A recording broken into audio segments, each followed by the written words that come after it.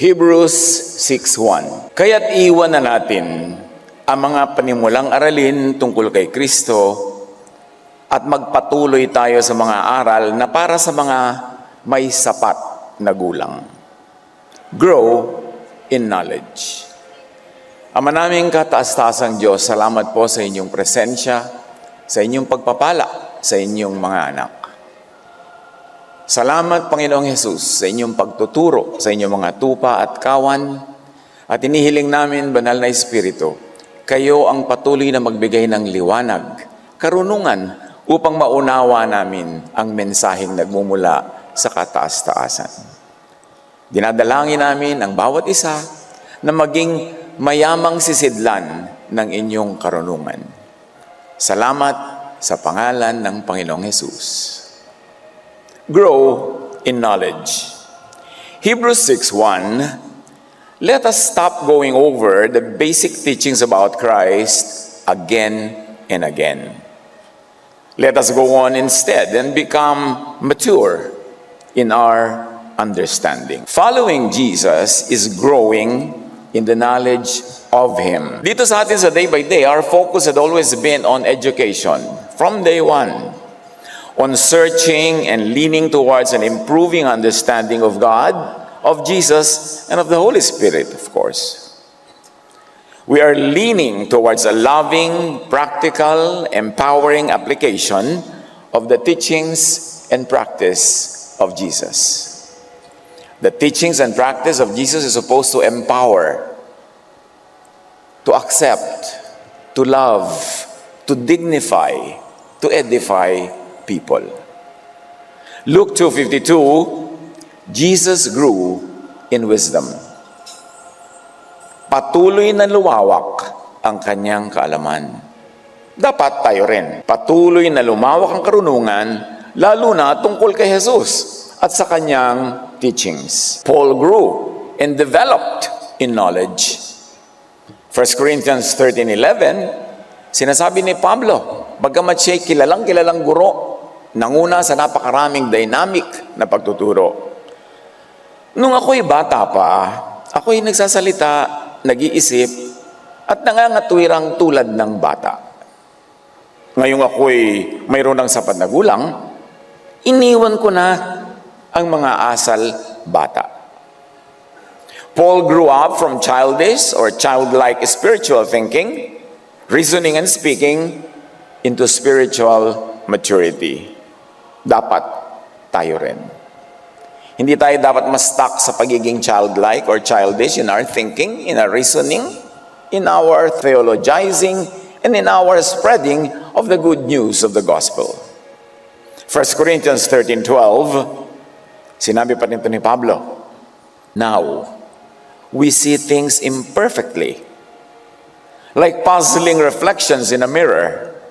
But then, when the day comes, we will see everything with perfect clarity. At naka-future tense sa kanya yung we will see everything with perfect clarity. But for now, it's like puzzling reflections in a mirror. All that I know now is partial and incomplete. But then, when the day of perfection comes, when the day of the Lord comes, I will know everything completely, just as God knows me completely. Sa kasalukuyan, ang ating nakikita ay tila malabong larawan sa salamin.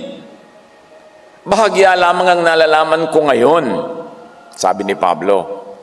Ngunit darating ang araw na malulubos ang kaalamang ito, tulad ng lubos na pagkakakilala niya sa akin. Now we see spiritual, religious knowledge imperfectly, like puzzling reflections in a mirror.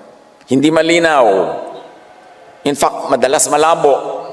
Nakalilito madalas. Kaya hindi marapat maging so sure agad, sarado, dogmatic, and self-righteous about our position in theological and religious discourse. Even the Jews thought that they knew their scriptures and God well enough. But Jesus corrected them many times. Kahit nakababad, nakalubog sila at tumagal na henerasyon to henerasyon ang pag-aaral nila ng kanilang mga kasulatan, Akala nila alam na nila lahat. Pero itinuwid sila ng Panginoon. John 34, Jesus replied, "It is written in your own scriptures. You have heard that it was said, but I'm telling you." Oo, narinig nyo yan. Oo, napag-aralan nyo yan, namemorya nyo yan. Pero ako, eto ngayon, ang sinasabi ko sa inyo ay ito. At meron siyang mga ginawa na pagtatama, pagtutuwid, mga pag-aayos ng kanilang mga paniniwala. Luke 4, 16-29. Ito ang unang public sermon ni Jesus.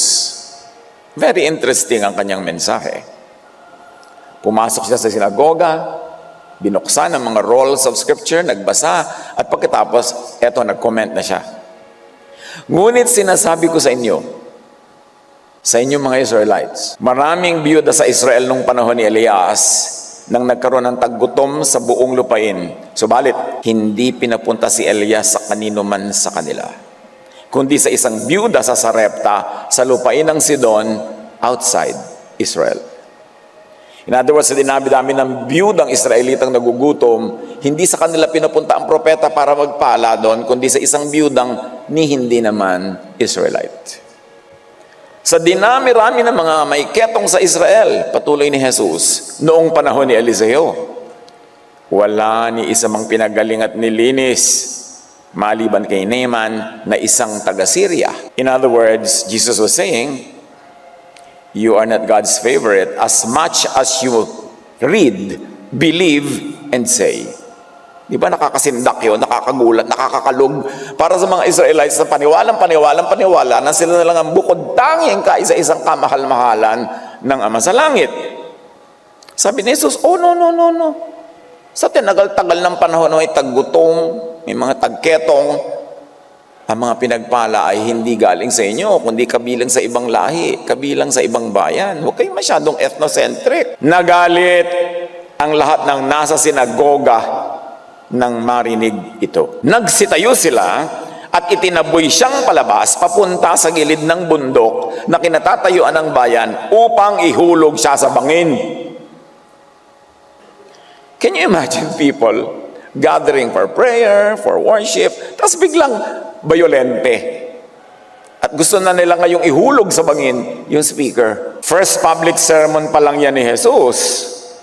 And of course, it's very symbolic in its message. Untraditional and controversial na. And it was met with violent reaction agad. From Jesus mismo, they heard something new. Hindi lang inulit ang luma, may bago. Something opposed to old, established, so-called knowledge and belief. It was something very unsettling, disturbing. Biruin nyo, sasabihin kayo ni Jesus, hindi naman talaga sila paborito ng Ama over all other nations, tulad ng akala nila. Pag makikinig ka kay Jesus, sumanda kang kuminsan na makalog, mayanig. Napakaraming katuruan ni Jesus na bago sa pandinig nila. Mark 1:27. The people were so amazed that they asked each other, what is this? A new teaching. And with authority, with matching miracles. Kaya hindi mo pwede pabulaanan yung kapangyarihan nung nagsasalita. Pinatunayan sa pamamagitan ng mga gawang tanging ang anak lamang ng kataas-taasang Diyos ang makagagawa. Hindi naman dumating si Jesus para lang ulitin exactly, para panatilihin at lalo pagpatibayin lang ang lahat-lahat ng dati na nilang mga akala. Jesus came to correct, update, reinterpret many of those, although may mga pinatili naman siyang hindi iniba. Maraming in-update, ni-reinterpret ang Panginoon, pero marami rin itinira. Hindi naman lahat eh.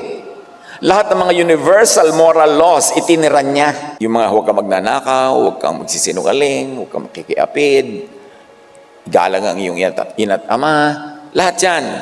Inulit niya yung panglahat ng tao sa lahat ng panahon, sa lahat ng oras, ng mga moral laws, hindi niya yan binura. Dumating si Jesus, dala ang mga bago, nakakapagpabagong katuruan, na di maiiwasang bumasag sa mga dating paniniwala. Ephesians 2:14-15, Christ gave His own body to destroy the law of Moses with all its rules and commands. O hindi ba kasindak-sindak yan? Para sa isang taong babad na babad sa law, lahat ng ginagawa niya, pati kung ano kakainin, kaya anong gagawin, nakababad doon. Sabi ng NLT, He did this by ending the system of law with its commandments and regulations. Hatid ni Jesus mga bagong katuroang di maiiwasang humati sa mga tao na magkakaiba-iba ng reaksyon, paniniwala, at paninindigan. Matthew 10:34 to 36. Sabi ni Jesus, don't imagine that I came to bring peace to the earth. I came not to bring peace, but a sword. I have come to set a man against his father, a daughter against her mother, and a daughter-in-law against her mother-in-law. Your enemies will be right in your own household. Now, before you get that wrong and you think Jesus is violent and promotes violence, hindi sadyang ibig na paghati-hatiin ni Jesus sa mga tao. Pero sila mismo ang kusang maghahati-hati base sa kanilang pag-unawa o di pag-unawa. Base sa kanilang pagtanggap o pagtanggi sa mensahe ni Jesus. Siyempre, pag sinabi ni Jesus na ito ay pula, ikaw sa puti, hindi kayo magkakasundo. Pag sinabi niyang puti, may mga taga-pula, hindi kayo magkakasundo. Hindi kayo pag-aaway-awayan ni Jesus. Ang mga tao mismo ang hindi magkakasundo-sundo base sa magiging reaksyon nila at paninindigan sa turo ni Jesus. Ang point lang, pag nagkahati-hati, kasi hindi naman may iwasan magkahati-hati kasi maraming iba't ibang paniniwalang nagtutunggali. Na kaninong side ka? Nasa side ka ba nung sinasabi ni Jesus? O doon sa kabilang side na kabaligtaran ang sinasabi sa sinasabi ni Jesus? I think that is the most important point to understand. That there will be natural divisions because people will subscribe to the philosophy, to the theology, to the idea that they like to subscribe to. But the thing to identify is, na kaninong side ka? Luke 4:16 to 29. Tulad ng nabasa na natin, itinaboy siyang palabas papunta sa gilid ng bundok upang ihulog siya sa bangin. That is one reaction to the teaching of Jesus. People could be violent when they hear new teachings na hindi swak sa kanilang nakasanayan, sa kanilang preset, traditional beliefs. Kaya maraming bloody episodes sa church history. Do you think church history is a history of peace? It is a history written in blood. Laging maraming pagtutunggali. At ang pinaka-dangerous na mga pagtutunggali ay yung both sides naniniwalang sila ay alagad ng Diyos. Sila ang tagapagtanggol ng Diyos at ng katotohanan. When both sides, who are on opposing sides, take that stand, di giyera ang mangyayari talaga. Kahit pa nga ito ay katuroan na mismo ni Jesus, tinanggihan. Ayaw nilang maniwala kahit na kay Jesus. Juan 10:25 to 34. Sumagot si Jesus, sinabi ko na sa inyo, ngunit ayaw niyo maniwala. Ang mga ginagawa ko sa pangalan ng aking Ama, ang nagpapatotoo tungkol sa akin. Ngunit ayaw niyong maniwala sapagkat hindi kayo kabilang sa aking mga tupa. Sinabi ito ni Jesus sa mga traditional religious Jews na kausap. Nakikinig sa akin ang mga tupa ko, nakikilala ko sila, at sumusunod sila sa akin. Ano ang tunay na distinctive ng Jesus follower? Faith in what Jesus says. Kung ano ang sinasabi ni Jesus, yun ang paniniwalaan ng kanyang mga tunay na tupa. At sabi ni Jesus, alam niyo kung ba't hindi kayo nakikinig sa akin? Kasi hindi ko naman kayo mga tupa. Decided na kayo na hindi ko kayo maging tupa, ano man ang pagkapalaliwanag ko dito, hindi kayo nakikinig. At sabi ni Jesus tungkol sa kanyang mga tupa, binibigyan ko sila ng buhay na walang hanggan, kailan may hindi sila mapapahamak at hindi sila maaagaw sa akin ninuman. Ang aking Ama na siyang nagbibigay sa kanila sa akin ay lalong dakila sa lahat at hindi sila maaagaw ninuman sa aking Ama. Then Jesus drops a bomb. Ako at ang Ama ay iisa. Jesus says something ultra new, ultra unorthodox, The Father and I are one. Sabihin mo ba naman yan dito sa mga religious people na ito? At ngayon nga, pati ang the Father and I are one, ay marami pa rin mga kanya-kanyang pagbabasa. So it was very unorthodox. And what is orthodox? It is an established belief accepted by most. Ilang naman ang ibig sabihin nun? Accepted by the majority, accepted by the powerful, accepted by tradition. Yun lang yung orthodox. Kung naging orthodox man yan much later, yung Jesus and the Father are one, hindi yan orthodox agad sa simula. Blasphemy yan noon. Yung sinabi na yan ni Jesus, very orthodox now, but unorthodox yan at blasphemy yung muna nung unang sinabi. John 10:25-34, muling dumampot ng bato ang mga Hudyo upang batuhin si Jesus. Dahil sa nilalapastangan mo ang Diyos, sabi nila. Sapagkat ipinapatay mo ang iyong sarili sa Diyos, gayong tao ka lamang. They replied, we're stoning you for blasphemy. You, a mere man, claim to be God. The Jews think that the written word, which John 34, Jesus calls your scriptures. Ano ba kahulugan ni Jesus? Sinasabi niya, your scriptures. Bakit hindi our scriptures? I mean, your scriptures tell you these things. Well, they think that the written word was violated by Jesus, the living word. Dahil may sinabi si Jesus na wala at salungat sa scriptures nila o sa pagkaunawa nila sa scriptures nila. People usually fear and are angered by new ideas. Right or wrong? Hindi naman lahat ng new ideas ay wrong, pero hindi naman lahat ng new ideas are also right. Kaya dapat kang manuri. Mag-aral, patuloy na mag-aral. But Jesus is all about newness. Pag allergic ka sa new, instantly, hindi ka pang kay Jesus. Kasi Jesus is all about newness. New wine in new wineskin, new covenant, new testament, new command, new life, puro new. Nagdala si Jesus ng new knowledge, especially religious knowledge, should not be fossilized, not static, but dynamic. Religious knowledge cannot be dogmatic. Sabi nga ni Paul, what we know is little. It looks like just puzzling reflections in a mirror. Hindi pa dumadating ang pagiging ganap natin. Pagdating nun, magiging ganap tayo. Pero ngayon, sabi niya, I know only in part. My knowledge is little. Religious knowledge must be open-minded. Unless perfect clear na sa simula pa lang, pwede ka naman maging dogmatic kung perfect ka na. Pwede ka naman maging very permanent and unmoving sa iyong position. Kung sa simula pa lang, yung position mo na yan ay talagang perfect na, clear na. Pero sabi ni Paul, hindi. Konti pa lang alam natin. Puta-putake, kaparakapraso. Binubuo-buo pa lang natin.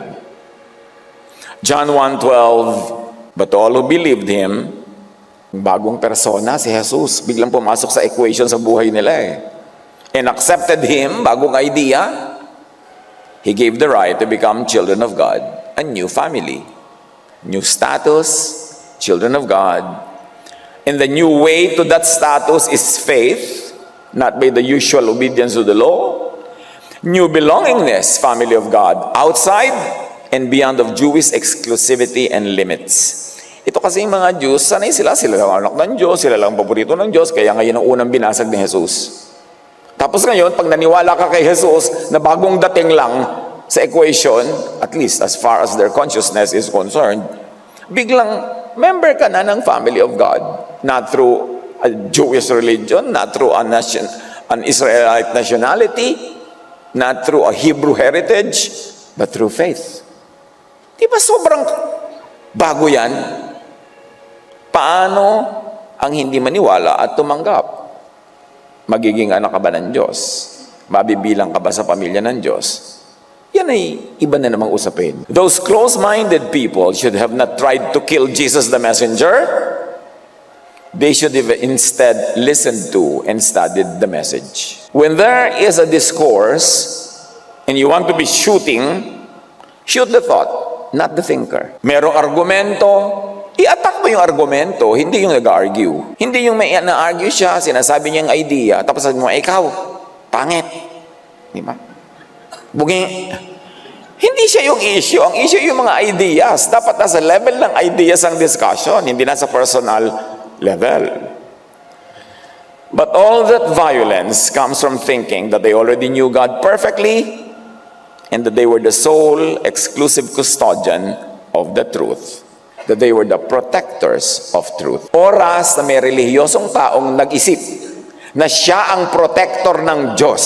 Siya ang protector ng only truth at siya lang ang may alam ng truth, that will be a license to be violent, to be unkind, to be dogmatic, and to destroy everyone else na hindi niya kaparehong mag-isip. Kailangan ba ng Diyos ng army para siya i-protect? Ang truth ba ng Diyos ay nangangailangan ng mga defensive and offensive militia para siya ipagtanggol? Si Jesus nga, nung tinanong ni Pilate, "Are you the king of the Jews?" Sabi niya, "No, my kingdom is not of this world." Kung ako, a king of this world, of Israel, di dapat may army na ako na nagpo-protect ngayon? Kahit nga libu-libong anghel, kaya kong tawagin para ko i-protect. Jesus did not ask for that kind of protection. So, why will you presume to be the protector of Jesus, of God, of the Spirit, and of the truth? All that violence comes from thinking that what they did and could not understand could only be wrong or evil and must be destroyed. Si Jesus nga, hindi niya dinestroy yung mga nag-o-oppose sa Kanya. Ikaw naman ngayon na ipinoprotect mo si Jesus, mangde-destroy ka talaga ng kapwa. But all that violence comes from thinking that what is unorthodox could only be blasphemous. Yung word na blasphemy, yung word na mga ganyan, pagka ginamit mo na yan in the context of religious discourse, parang may license ka na, no? Na magpako ng mga tao sa krus, na magpahirap, magparusa, maging bayolente. License yan eh. But many great new ideas, even and especially in religion, were called blasphemies at first. Kahit sa siyensya, yung mga unang magagandang breakthrough ideas, hindi mo na agad ng mga traditionally entrenched in the scientific community. Maraming ninais ang Ama na ituro at itama sa Israel, pero hindi nila tinanggap. Patuloy nilang tinanggihan. Hanggang ultimately, ipinadala na nga ang Panginoong Jesus, backed up by miracles and proofs of His divine origin and divine message, tinanggihan pa rin. Pinatay pa nga. Luke 13:34, Jerusalem, Jerusalem, sabi ni Jesus, pinapatay mo ang mga propeta at binabato mo ang mga isinusugo sa iyo. Ilang beses kong sinikap na kupkupin ang iyong mga anak, gaya ng pag-aaruga ng isang inahin sa kanyang mga sisiw. Ngunit ayaw mo. Alam niyo naman mga inahin, they are giving, loving, protective, gentle, and tender. At yan ang karakter ng Ama na ipinapakilala ni Jesus. Ilang ulit, ilang generations of prophets ang ipinapadala sa inyo. Binato nyo lahat.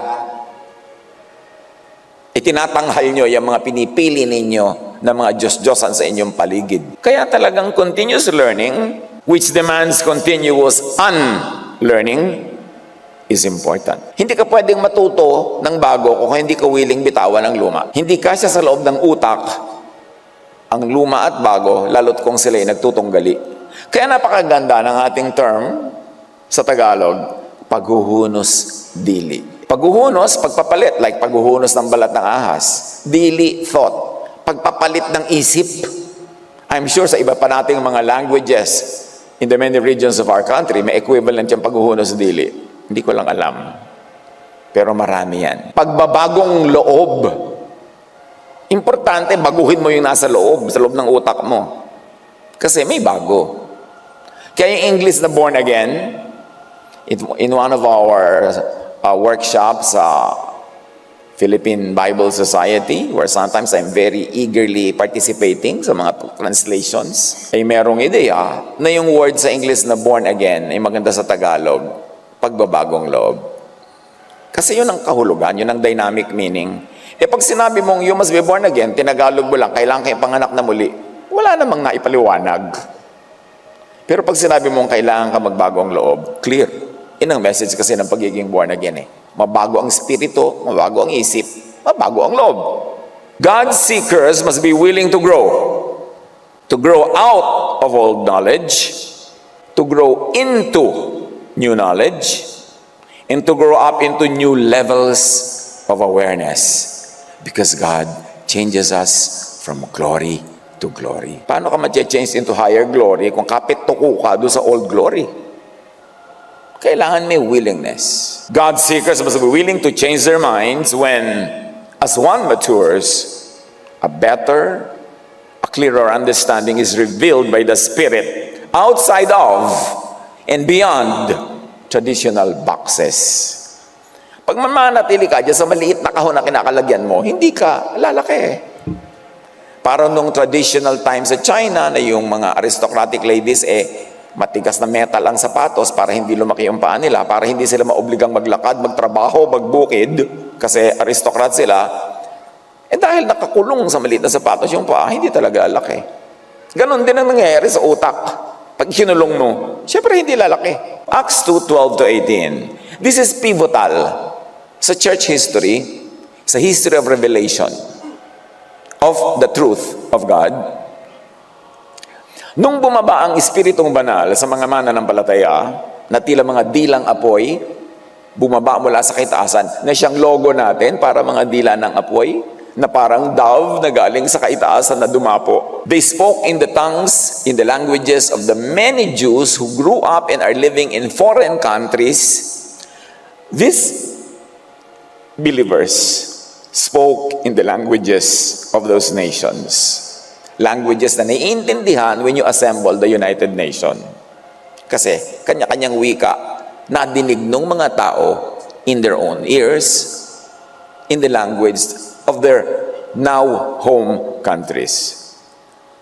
Hindi nila maintindihan ano nangyayari. Mga probinsyano to, mga hindi naman to mga edukado. Bakit sila nagsasalita ng ating mga languages? Hindi nila lubusang maunawaan ang nangyari, kaya't nagtanungan sila. Ano ang kahulugan nito? Ngunit may ilang nagsabi ng pakutya, lasing lang ang mga yan. And this is the default of the narrow-minded, ridicule. Pag hindi mo naintindihan ang nangyayari, libakin mo na lang. Mukha ka pang panalo. Kaya tumayo si Pedro at nagsalita ng malakas. Pakinggan niyong mabuti ang sasabihin ko. Hindi lasing ang mga taong ito, gaya ng palagay niyo. Ang nakikita niyo ay katuparan ng ipinahayag ni Propeta Joel. Ito ang gagawin ko sa mga huling araw. Huling araw ng old dispensation, ng lumang style. Sabi ng Diyos, ibubuhos ko ang aking espiritu. Espiritu ha, buhay yan. Wala yan sa kahon, hindi yan frozen, hindi fossilized. Ibubuhos ko ang aking espiritu sa lahat ng tao. Alam nyo ibig sabihin yan? Hindi lang sa exclusive few. Hindi lang sa religious elite who control the system. Ipapahayag ng inyong mga anak na lalaki at babae, o hindi lang sa lalaki, pati sa babae, ang aking mensahe.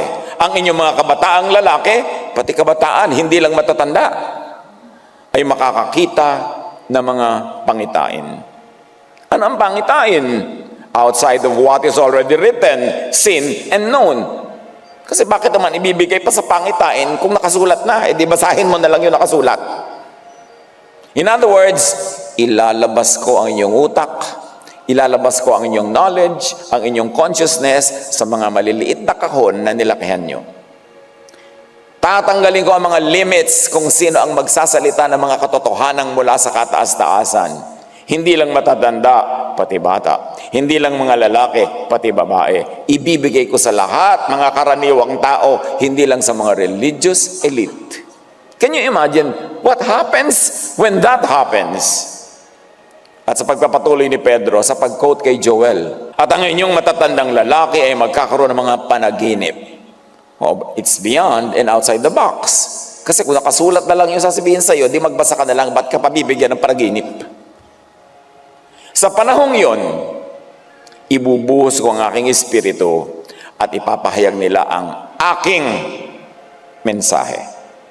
hindi mensahe ng iba. Sabi siguro ng ama sa kataas-taasan, nakakabor na niya yung mga fake news nyo. Nakakabor niya yung mga lihis nyo, mga paniniwala. Panahon na para i-declare ko, ilalabas ko sa kahon, ilalabas ko sa exclusive circles, ang mensaheng talagang sa akin nanggaling. Hindi edited, hindi redacted, hindi cut-pasted.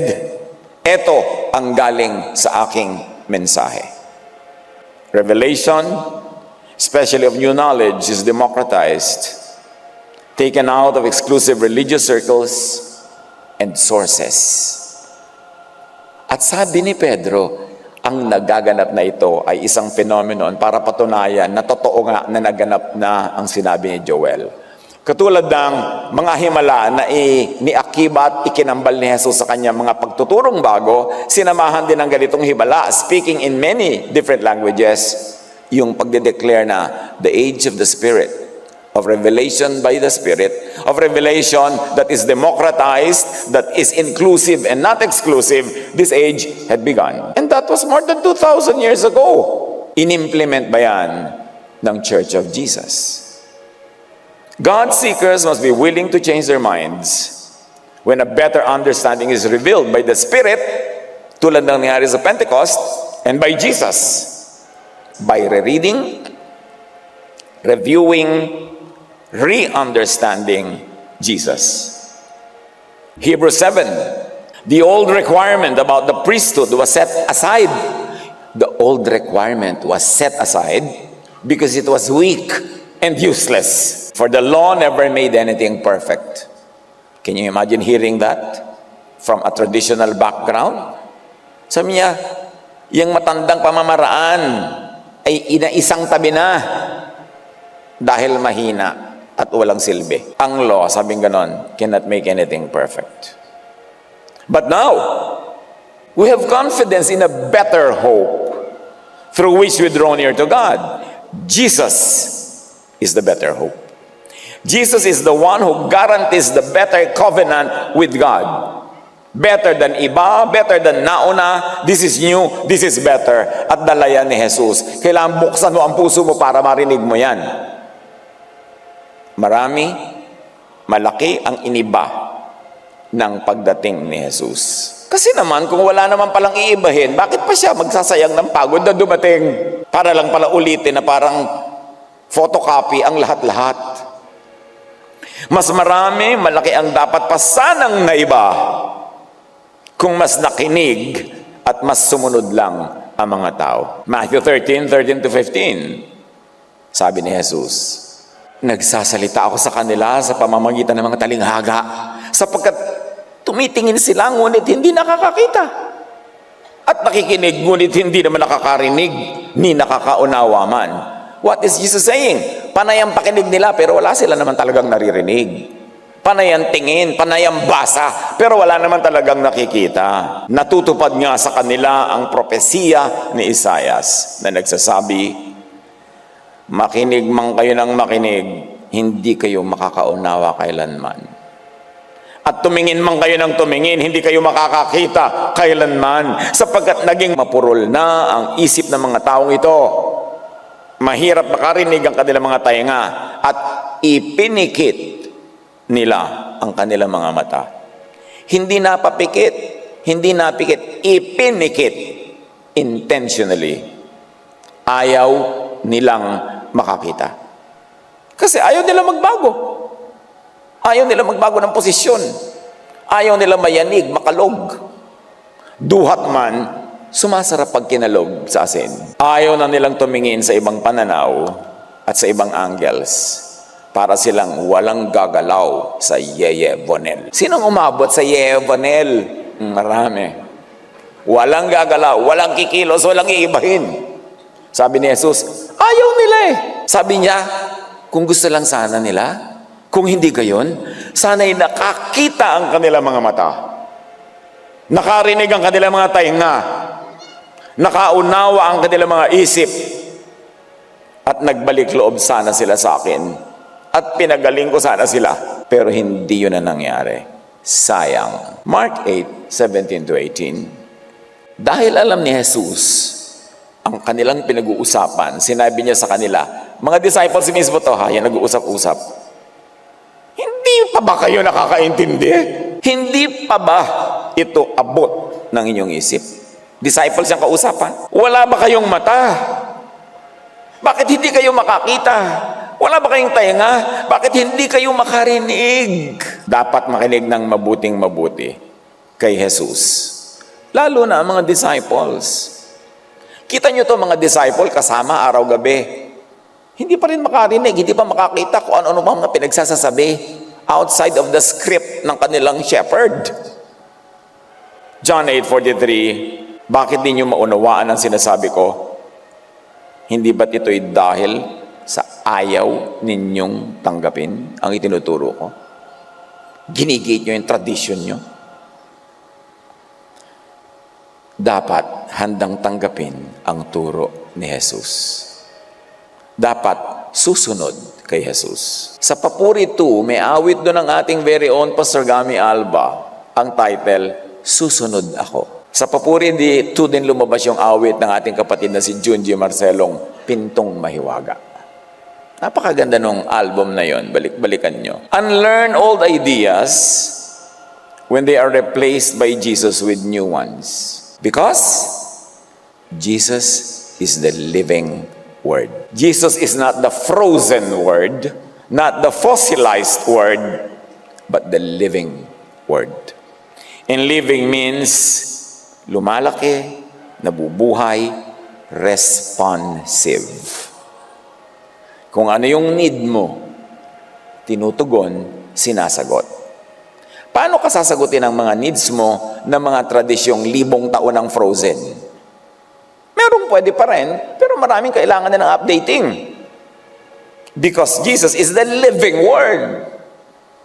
And through the Holy Spirit, at yung mga revelation na sinabi nga ni Peter ay sinabi na ni Propeta Joel na mangyayari, through the Holy Spirit, patuloy tayong makakatanggap ng living Word. Huwag pakulong sa frozen words. Sa ating learning journey, dito sa atin sa day by day, marami tayong ginawang going out of boxes.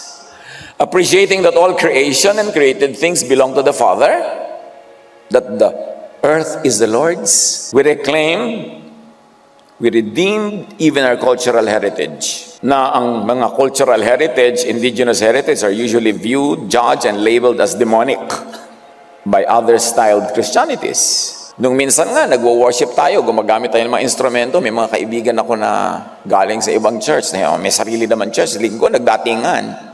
Sabi ko, ba, napabisita kayo. Nabalitang tumatawag daw kayo ng mga demonyo dito pag nagwo-worship kayo, titingnan namin kung totoo. Siyempre, hindi siya naniniwala, pero point is, nung uwian na, maraming gong na hinampas, maraming tambol na tinugtos ko, nakita nyo ba? Hindi na sumagot kasi it's smooth and academic. Ang mga tao kasi pag may bago, demonic agad eh. Tayo, we proceeded to dedicate to Jesus our musical and dance and costume traditions. Imbes costume ng iba, dance ng iba, tugtog ng iba. Bakit? Hindi ba galing sa Diyos ang lahat ng creative things around the world? So, we redeem those traditions and we use them in worship, effectively going out of the traditional cultural box of church liturgy. We explored and showed that Christian can be Filipino and Filipino can be Christian in the context of our cultural identity. Not surprisingly, some conservative elements in the wider church community initially viewed with suspicion and even harsh judgment our dedication to Jesus of our cultural heritage. Dapat organ lang ang tugtog. Yan lang ang sacred music. Hindi po ba sa horror movies organ ang tugtog? Bakit sasabihin mo yan lang ang sacred music? Kasi yun lang ang nakasanayan. Nabansagan tayo ng sari-sari at kung ano-anong labels dahil sa mga tugtog na yan. Eventually, many fears were laid to rest. And our Kaloob worship team even began to be invited to lead worship celebrations in many major Christian events. Dumating sa punto na pag ang Filipino Christian dinadalo ng mga world missionaries, tinatawag ang Kaloob para ipakita, eto ang Filipino Christianity. Mula sa kanilang pagdusta at paglait sa atin, tayo ang naging pride and joy of the Christian church. Not to mention that kaloob, because of our faithfulness to the truthfulness of our choreographies, pag may malalaking important diplomatic events around the world, kaloob ay pinapadala ng ating gobyerno to represent the Philippines. Then in our continuing quest for a higher understanding of Jesus, we embark on our deeper water studies. Naka-attend, naka-graduate na ba kayo sa ating deeper water studies? Nawa! Ginagawa natin yan face-to-face, ginagawa natin yan online. Sumali kayo kung hindi nyo kaya mag-face-to-face, lalo na yung mga taga-malayo. Kasi limitado ang oras natin dito sa bulwagang ito, hindi katulad ng nasa folk arts tayo. Kaya ang ating mga small group studies ay ginagawa natin sa ating mga mini bulwagan na nagmi-meet naman 3 Sundays a month dahil 1 Sunday lang tayo dito. Dapat kayo lahat pumili kayo ng mini bulwagan na pupuntahan nyo other Sundays. Meron tayong mga sambahay na pwede nyong daluhan, face-to-face or online, para kayo may kinakabilangan na grupo. Hindi naman tayo nagre-recruit ng members ng iba. Pero ang gusto natin, yung mga people who are in the Lord, who want to know the Lord more, lalo yung wala silang local churches, meron man lang puntahan kahit online sa sambahay.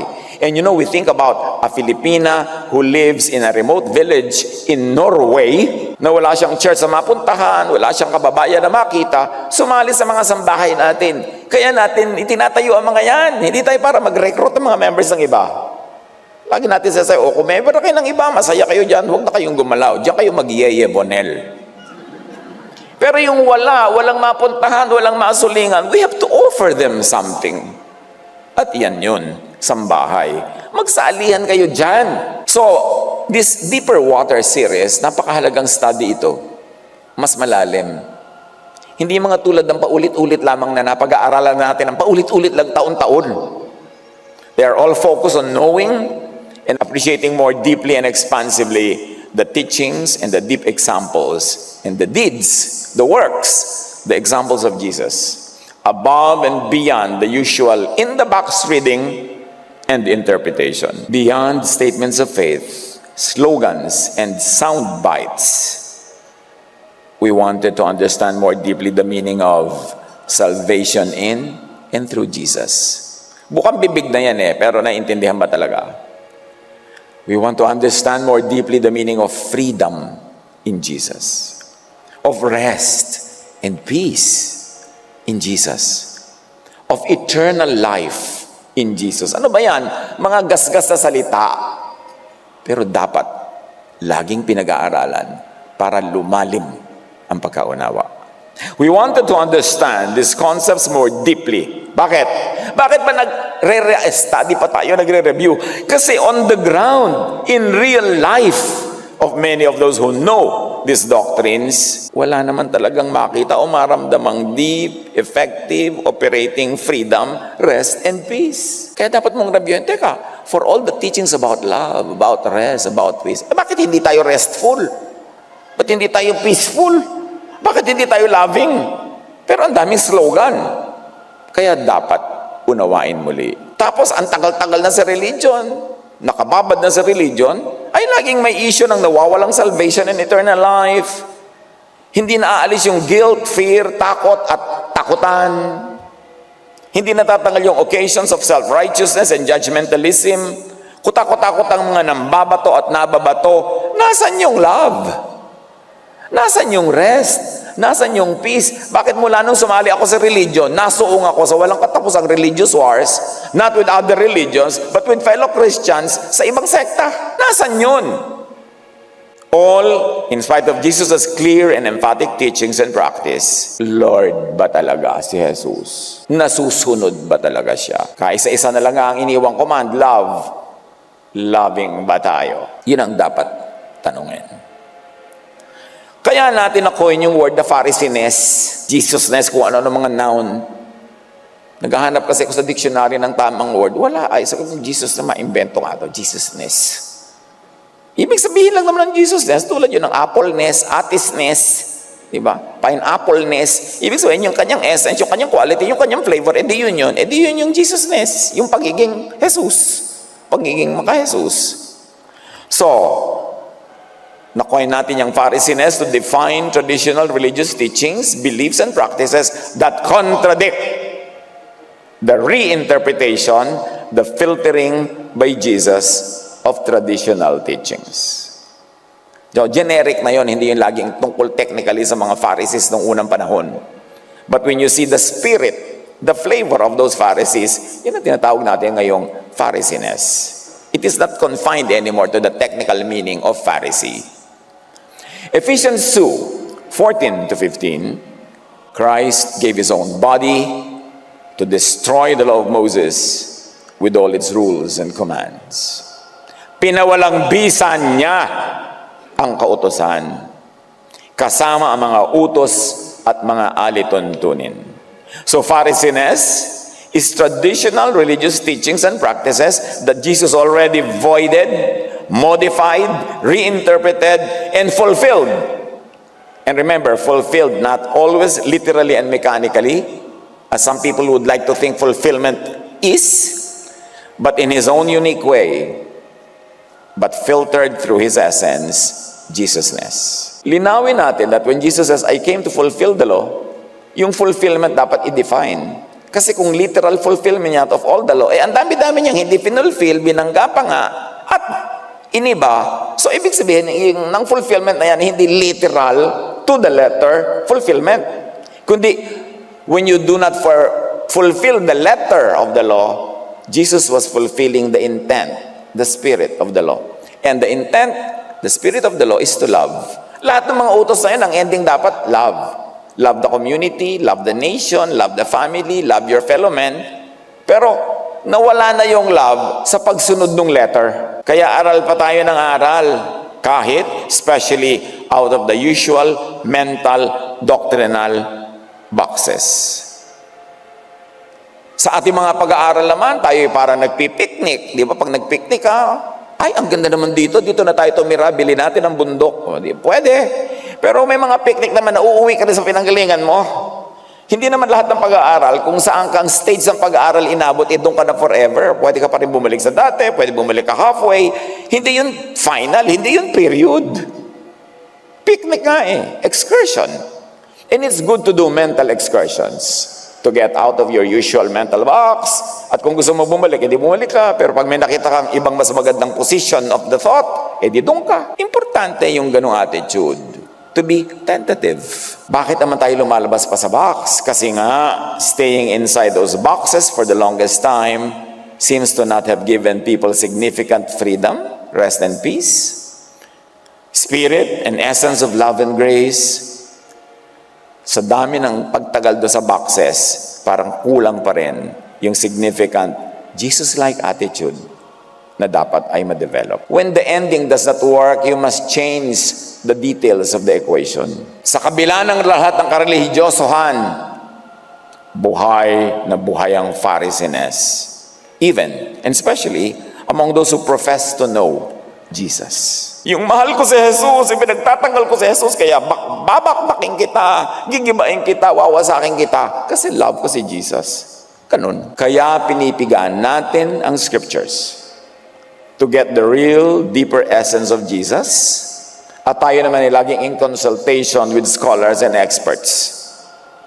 All in aid of this great quest to make a truly loving church, where Jesus' command to love is understood, obeyed, and taught. Mga kapatid, yan lang naman ang pinagsisikapan natin. Makarating tayo sa punto na makabuo tayo ng isang tunay na kapatirang maka-Jesus, kung saan ang Panginoon talaga ay si Jesus, at ang naghahari ay ang kanyang teaching, love, na ang bunga ay ang kanyang gustong bunga, rest and peace. And so far, our studies done through asking questions and seeking answers had opened doors to review old, established views, which can lead seekers to new vantage points, or, if the journey leads, to go full circle and return to where they began. Isang stage ng pag-aaral, hindi permanent, because we change from glory to glory. So far, we had gleaned that salvation in and through Jesus, which means Salvation from spiritual death and judgment effectively means salvation from the law that judges and condemns, that brings about spiritual death, that imposes guilt and fear non-stop, that burdens people with crushing demands and punishments of and by the law. Romans 3:20, walang taong mapapawalang sala sa paningin ng Diyos sa pamamagitan ng pagsunod sa kautusan. Romans 4:15, the law brings wrath, and where there is no law, there is no transgression. Ngunit kung walang kautusan, wala ring paglabag. That's why Jesus came to destroy the law. Na puro paglabag ang nagiging bunga, wala namang nakakalusot, lahat nagigilty. How can you be saved from judgment if the law will not be destroyed or changed or modified or reinterpreted? And that's what Jesus did. Or he fulfilled all the requirements of its punishment by taking the punishment on himself. Alam nga namang na-punish na si Jesus in your name, tapos ipapunish ka pa rin, double jeopardy na yan. Dapat hindi. May nagbayad na, tapos na. Galatians 2:16, alam naming ang tao ay pinapawalang sala sa pamamagitan ng pananampalataya kay Hesukristo at hindi sa pamamagitan ng pagsunod sa kautusan.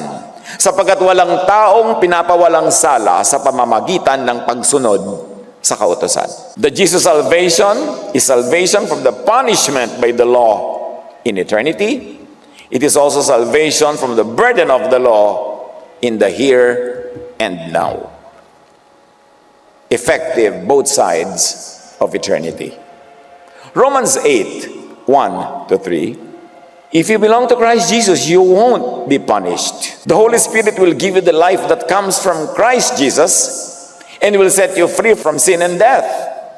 The law of Moses cannot do this. Kaya nga wala nang kahatulang parusa sa mga tao nakipag-isa na kay Kristo. Pinalaya na ako mula sa kautusan ng kasalanan at kamatayan. John 3:16-17. Paborito natin yung John 3:16. Nakakalimutan yung 17.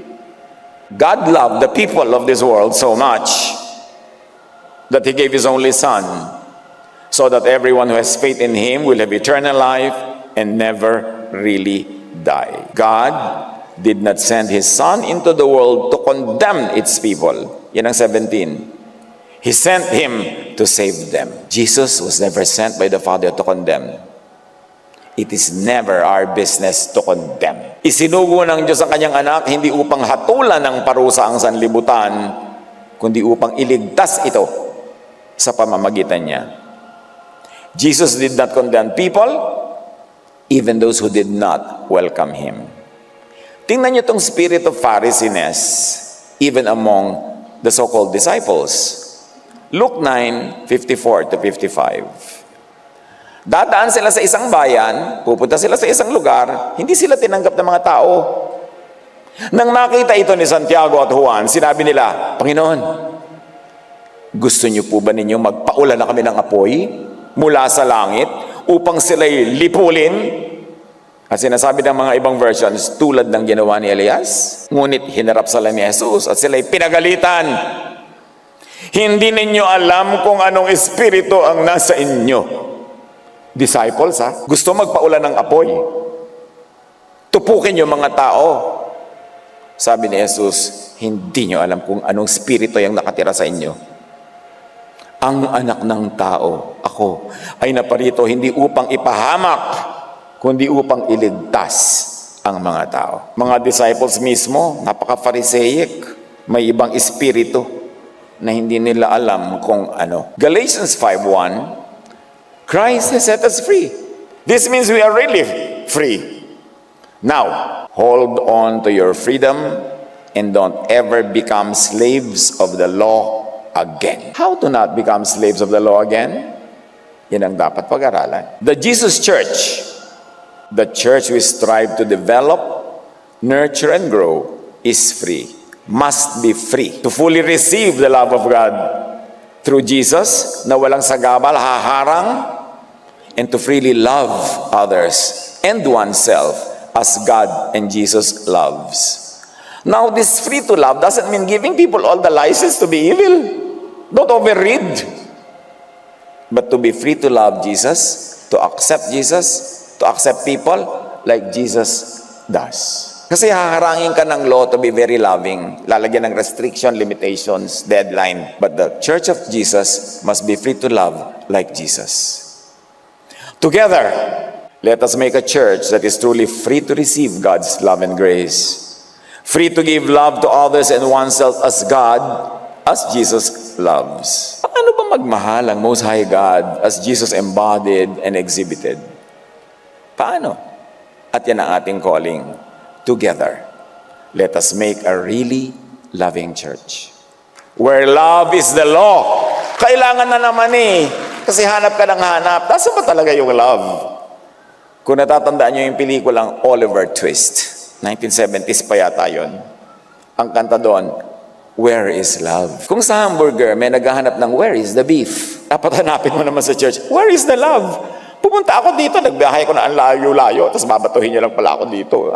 Akala ko ba love? Nasaan yung love? Yun ang importante. But Pharisees insist on the law na parang hindi dumating si Jesus. Parang hindi nangyari si Jesus. Parang hindi nagpalaya si Jesus from the law.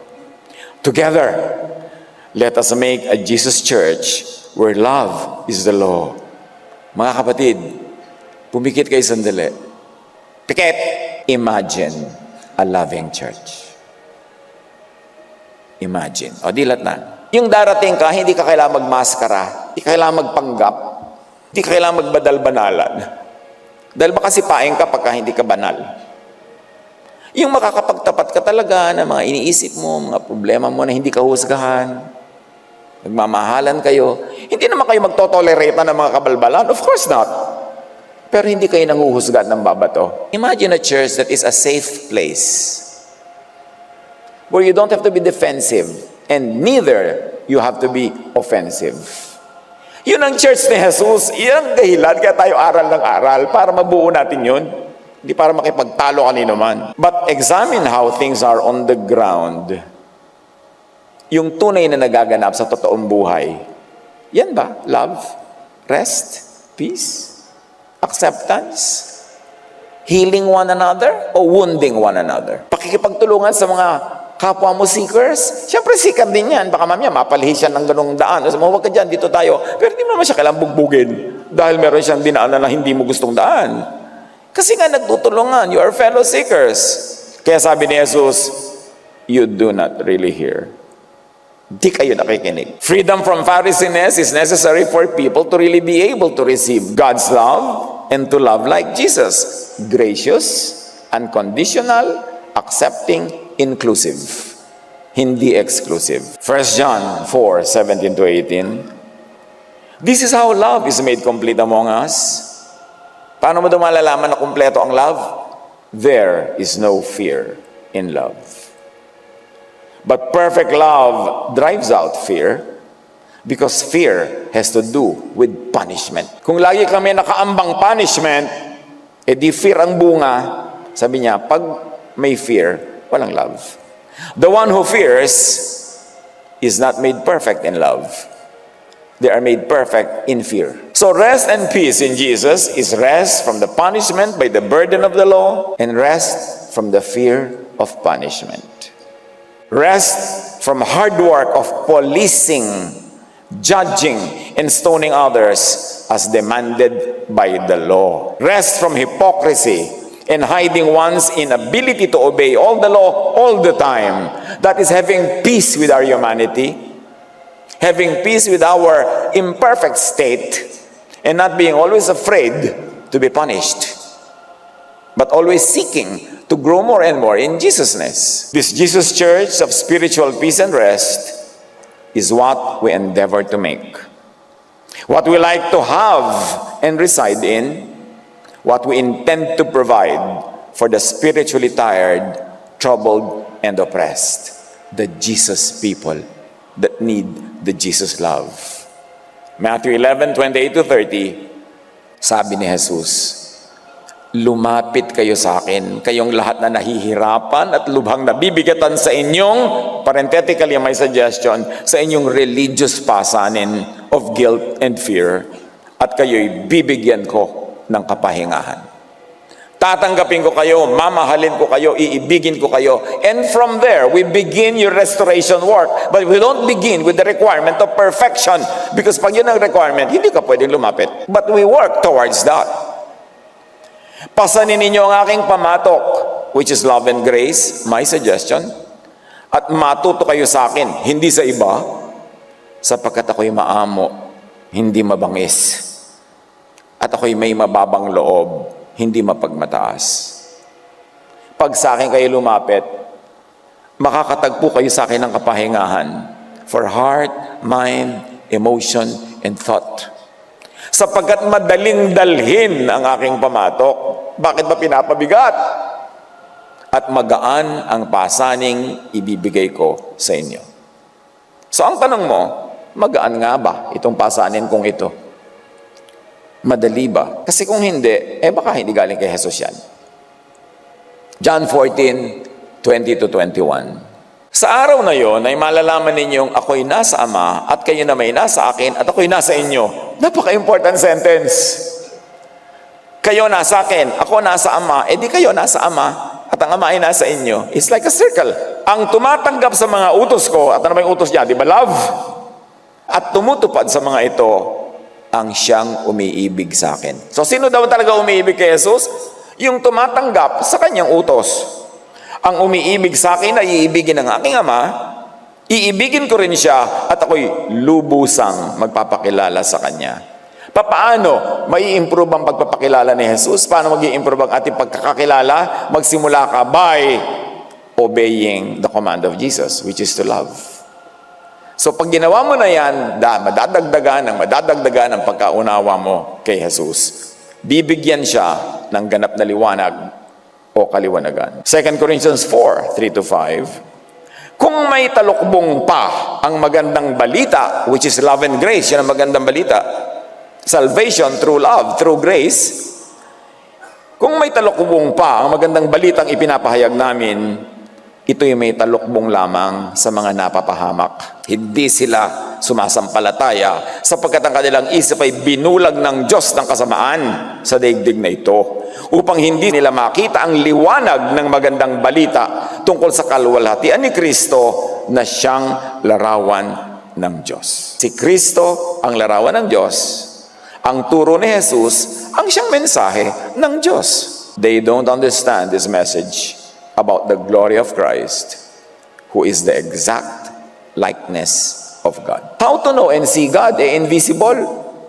No, look at Jesus na naging visible dahil siya ay exact likeness of God. Kung gusto mong makilala ang Ama, di kilalanin mo si Jesus kasi siya at ang Ama ay isa. 2 Corinthians 3:15-17. Yet even today, when they read Moses' writings, their hearts are covered with that veil, and they do not understand. But whenever someone turns to the Lord, the veil is taken away. For the Lord is the Spirit, and wherever the Spirit of the Lord is, there is, church, freedom. The visible proof of the presence of the invisible Spirit is freedom among God's people. Distinctive of the Spirit-ruled church, freedom. Doon mo malalaman na ang Espiritu ang naghahari. Hindi license, hindi abuse, hindi pagwawala, pagkakalat, no. Freedom to love Jesus, to love others, and to be loved by God. Hanggang ngayon, may talukbong pa ang kanilang isip tuwing binabasa nila ang mga aklat ni Moises. Ngunit kapag lumapit ang tao sa Panginoon, sa kanyang teaching ng love, ng grace, naaalis ang talukbong. Nakakakita, nakakarinig, nagkakaroon ng kaliwanagan. Ang Panginoong binabanggit dito ay ang Espiritu. At kung nasaan ang Espiritu ng Panginoon ay mayroong church, kalayaan. Hindi gapos, hindi kulong, hindi sakal. Salvation from the law also means salvation from the burden of the law in day-to-day life. John 10:10, sabi ni Jesus, I have come that they may have life and have it to the full. Full life. Ano ba ibig sabihin ng full life? We are body, spirit. We are people of emotion, people of the senses. Lahat yan. Hindi evil. Kasi full life. John 17:21, for indeed, the kingdom of God, peace and rest, is within and inside you. Ang pinaghaharian ng kingdom of God, hindi yung puro-puro daldal, puro galit, puro ganyan, kundi yung merong peace at nagbibigay sa kapwa ng peace.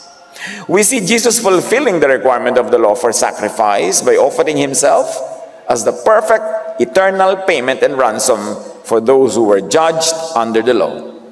Hebrews 10:12-14. For by one sacrifice, he has made perfect forever those who are being made holy.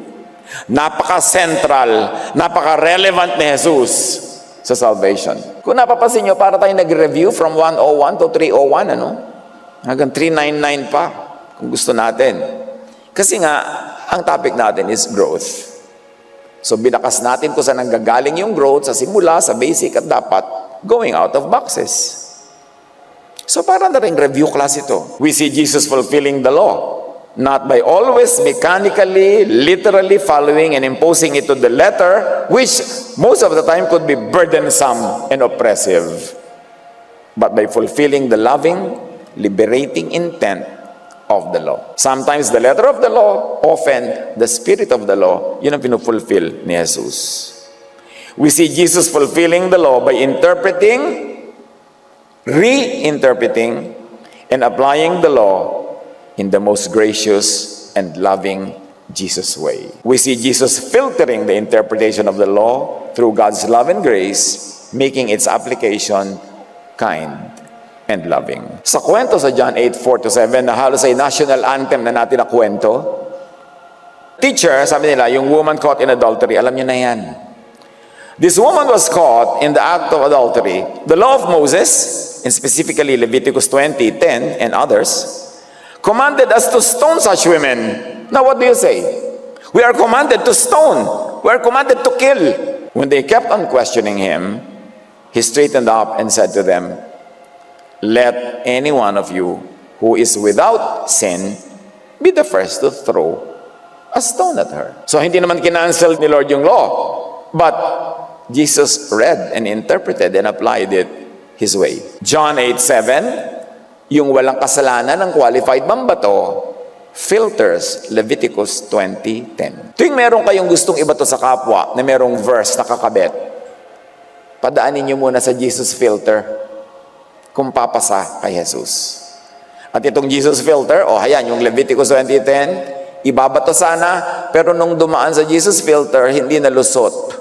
Hindi pinalusot ng John 8:7. So punta na sa file. Reference, magandang malaman na ganun noong araw, at magandang unawain kung ba't ganun noong araw. Bakit ganun ang mga tribal laws ng Israel nung sila'y tribe pa lang, always at war with others, when cohesion in the family and cohesion in the community was of utmost importance. That's why sobrang penalized yung threat to unity and cohesion. Pero ganun pa ba ang situation ng mundo ngayon? Kaya, finilter ni Jesus. Yun yung living word. And out of this study and observation was born our term, Jesus filter. Napakaraming ganyang filtering na ginawa si Jesus. Hindi lang sa John 8, ang dami pa. Jesus filters the law through his salaan of love. Salamat na lang. Lalong-lalo kung ikaw yung babatuhin. Batong tuwa ka na lang. Buti lang, with Jesus filter. Kaya sabi ni Jesus, do to others what you want them to do to you. Ikaw ba, pag may kasalanan, gusto mong mabato ka? Siyempre, kahit may kasalanan ka, ayaw mo naman. So, ayaw mo pala. Ba't nang babato ka ng iba? Kaya yun ang filter. Hindi sinabi ni Jesus na okay lang ang adultery, ha? Sabi niya sa babae, sin no more. Pero lalong hindi niya sinabing okay mambato ng makasalanan. So, parehong hindi okay. Dapat parehong idaan sa Jesus filter. John 15:17. This is my command, love each other. Galatians 5:14, pag ipinagpipilitan mo yung law, basta law. For the entire law is fulfilled in keeping this one command: love your neighbor as yourself. Mas madaling tandaan, mas madaling memoryahin yan kaysa lahat-lahat ng laws na gusto mong ibato sa kapwa. Sapagkat ang buong kautusan ay nauuwi sa isang pangungusap: ibigin mo ang iyong kapwa gaya ng pag-ibig mo sa iyong sarili. Yan na daw lahat yung law. So lahat ng law na gusto nyo ibato sa kapwa, padaanin nyo sa law ng love. Kung hindi papasa, huwag kang mambato kasi hindi ka qualified. Kasi hindi ka perfect. Luke 6:31, gawin ninyo sa inyong kapwa ang nais ninyong gawin nila sa inyo. So this is the golden law, the Jesus law. Jesus filters all the law through love. Yung law na loving ang interpretation and application, ang lalampas, pasado, tuloy. Yung hindi loving, unkind, cruel, ang interpretation and application, hindi nalalampas sa filter. Huwag mo na ipagpilitan. Romans 6:14, you are not under the law, but under grace. Salamat na lang. Hindi ba kayo nagpapasalamat that we are under grace? Palakpak naman sa Panginoon, ha? Salamat, we are under grace. Salamat. Kasi kung hindi, walang papasa. Mapapagod tayo dahil binabato tayo at mapapagod tayo kababato ng kapwa. Grace is the Jesus filter. Making the Jesus Church a safe, a restful, and a peaceful place is what we want. The church we want. As Jesus revolutionized and reshaped with love and grace the religious landscape, we easily observe and identify his most vicious opponents. Nung binabago ng Panginoon ang klima ng relihiyon, nung binabago niya ang kalakaran, napakadaling makita kung sino ang lumaban sa kanya. The custodians, interpreters, implementers, the police, and the executioners of the law. The teachers of the law, the Pharisees, the priests, the religious establishment. Kasi the law empowered them.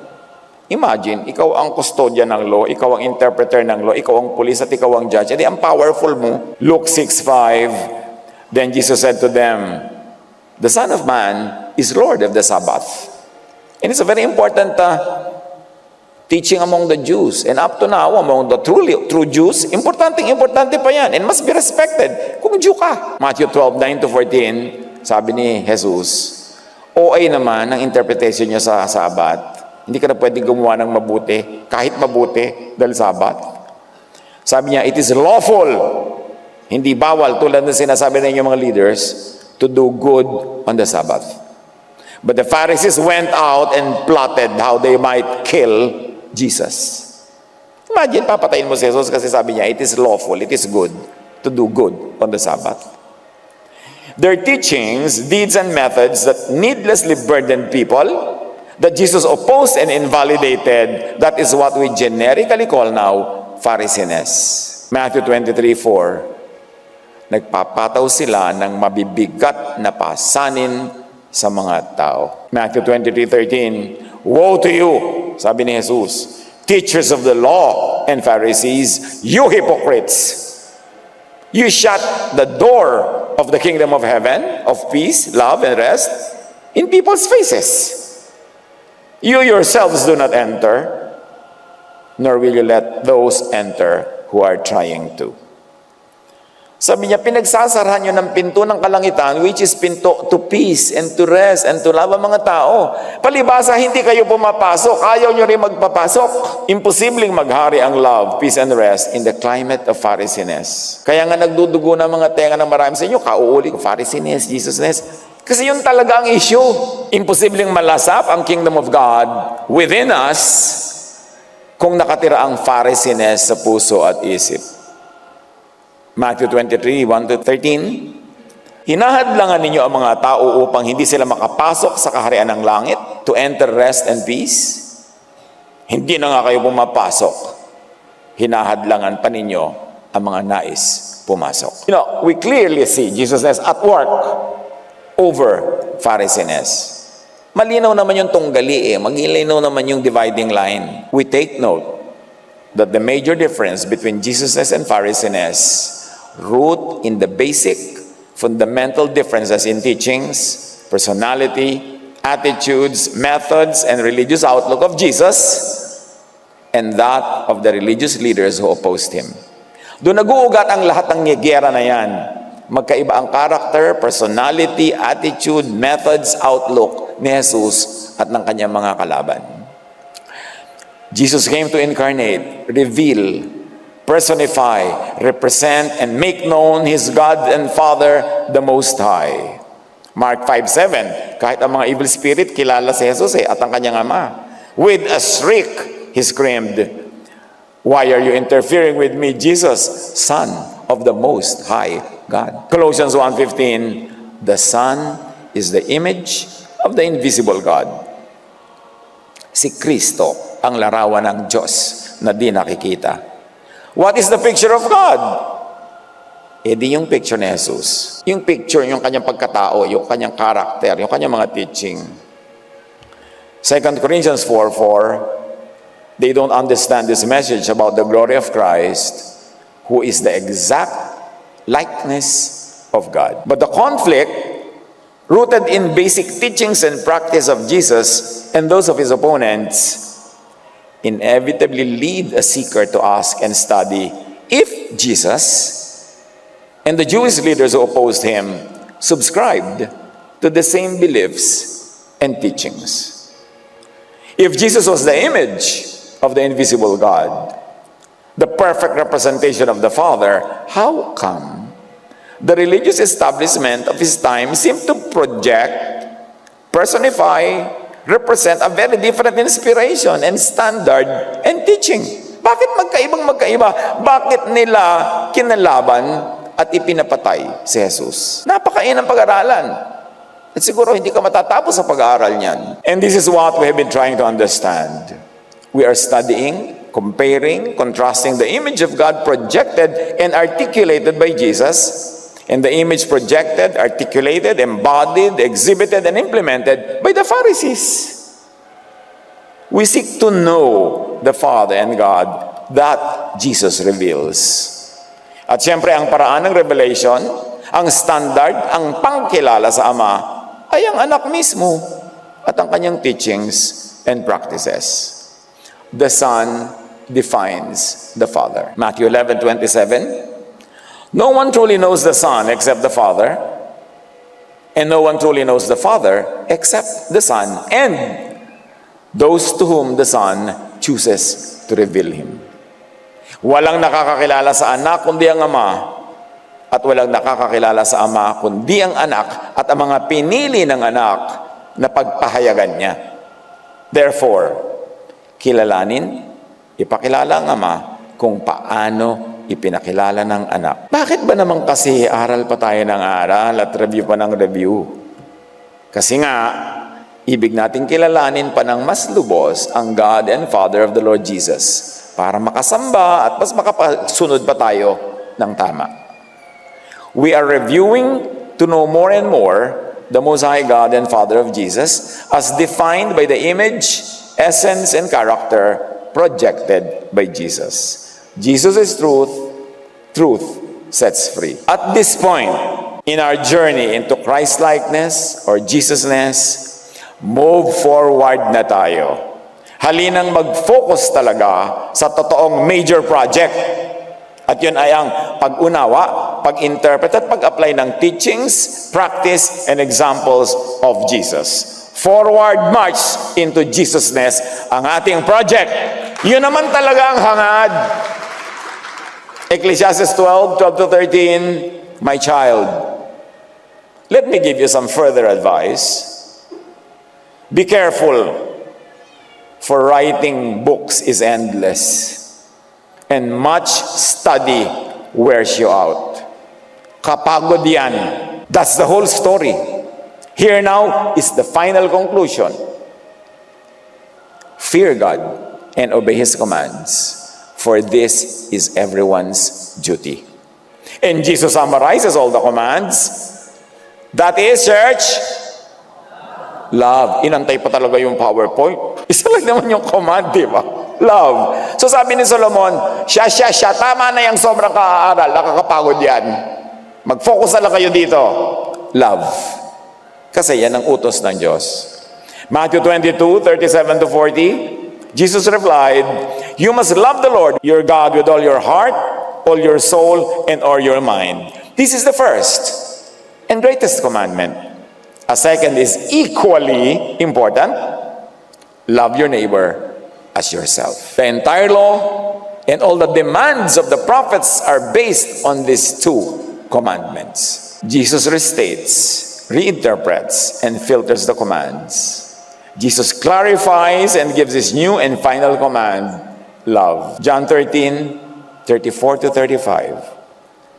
So now I'm giving you a new commandment. New, love each other.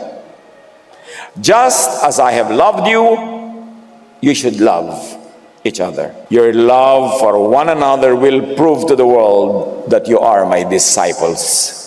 Ano daw ang patunay na tulay kang disipulo ni Jesus? Ang iyong mga doktrina, ang iyong mga lecture, ang iyong mga ganyan. No! Love. Ipakita mo ang iyong love at makikitang tunay kang sumusunod sa akin. Love ang tunay na distinctive, pagkakakilanlan sa mga tunay na nananalig at sumusunod kay Jesus. Loving heart and mind, loving ways and methods, that is the greatest statement of faith. Focus na tayo, mga kapatid, sa teachings and life of Jesus. At dito humugot ng katuruan at pamantayan sa buhay. Because Jesus is the perfect image of the Most High God. 1 Corinthians 13:1-10. Sabi ni Pablo, "If I could speak all the languages of earth and of angels, but didn't love others, I would only be a noisy gong or a clanging cymbal." Knowledge is only noise, meaningless, without love for others. Dapat lahat ng pag-aaral, pagtuturo, pagpupunyagi at pagsisikap ay hahantong sa love. Loving God and loving others. Pag hindi dun humantong, sayang. Kung humantong pa sa away, sa galit, sa pambabato, di lalong nabaligtad na yung kagustuhan ng Panginoon. Kung ako man ay may kakayanang magsalita ng mensahe mula sa Diyos at umunawa ng lahat ng hiwaga, kung nasa akin man ang lahat ng kaalaman at lahat ng pananampalataya, ano pat nakakapagpalipat ako ng mga bundok. Ngunit wala naman akong pag-ibig, wala akong kabuluhan. At kung ipamigay ko man ang lahat ng aking mga ari-arian at ialay ang aking katawan upang sunugin, ngunit wala naman akong pag-ibig, wala rin ako mapapala. Without loving others, prophetic gifts, knowledge, faith, and sacrifice are all meaningless. All these gifts are meant to bear fruits of love, to be employed to love in loving ways. You cannot love in hateful ways. You cannot love in unkind ways. If you love in a loving way. Matatapos ang kakayahang magsalita ng mensahe mula sa Diyos. Kasi kung kapiling na tayo ng Diyos, sino pang may mensahe? Hindi na kailangan. Itigil rin ang kakayahang magsalita ng iba't ibang wika. At lilipas ang kaalaman because these are not needed in eternity. Ngunit ang pag-ibig ay walang katapusan. At dahil ang pag-ibig ay walang katapusan, love na agad. Hindi na natin kailangang hintayin pa. Love na agad. Sabi mo nga kasabi mo, love na agad. Hindi na bukas, hindi next week, hindi sa end of the world. Love na agad. Because love is eternal. 1 Corinthians 13:1-10. Now our knowledge is partial and incomplete. And even the gift of prophecy reveals only part of the whole picture. Hindi pa ganap ang ating kaalaman at hindi rin ganap ang kakayahan natin magsalita ng mensahe mula sa Diyos. Knowledge must be progressive. But when the time of perfection comes, these partial things will become useless. Ngunit pagdating ng ganap, maglalaho na ang di ganap. 3 things will last forever. Faith, hope, and love. But the greatest of this is love. Above, beyond knowledge, spiritual gifts and sacrifice, imbes anger, hatred and quarrels, mga kapatid, love na lang. Mabuhay ang Diyos ng pag-ibig.